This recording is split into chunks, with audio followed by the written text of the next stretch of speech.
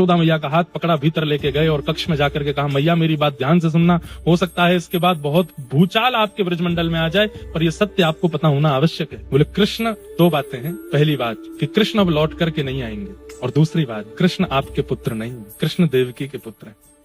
कंस के भय के कारण, क्योंकि अष्टम गर्भ था, आप सबको पता है कि देवी ने प्रकट होकर के कंस से कहा था आकाशवाणी में कि अष्टम गर्भ तेरा काल होगा। हाँ, सुनी तो थी। ये वही 8वां बालक है देवकी का।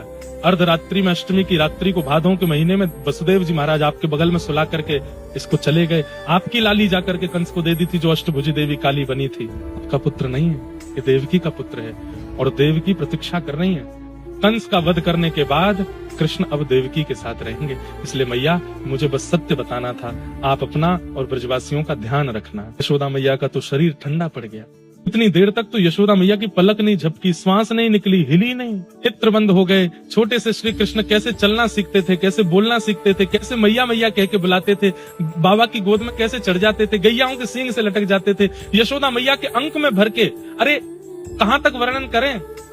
यशोदा मैया के पल्लू के ही अंदर उसी को ही रजाई बना करके सोते थे ठाकुर जी। एक क्षण के लिए 11 वर्ष में अलग सोए नहीं। वो सारी स्मृति मैया के दिमाग में घूमने लगी। थोड़ी देर तक तो मैया को होश नहीं आया। जैसे ही रथ चलने की आवाज आने लगी, ब्रजवासी रोने लगे। यशोदा मैया को ध्यान आई, मेरो लाला जा रो है, अब आएगो नहीं, एक बार अंतिम बार देख तो आऊंगा को जाके। यशोदा मैया ने द्वार खोले, तुरंत दौड़ी। ब्रजवासियों की भीड़ लगी है, यशोदा मैया पीछे रह गई है, देख नहीं पा रही लाला को। चिल्ला रही हैं, अरे कन्हैया, अरे लाला, ओ लाला, नेक रुक जाइयो, नेक मेरी बात सुन के जा। यशोदा मैया का स्वर जैसे ही कान में पड़ा, चलते रथ से कूद गए ठाकुर जी, दौड़ करके, मेरी मैया बुला रही।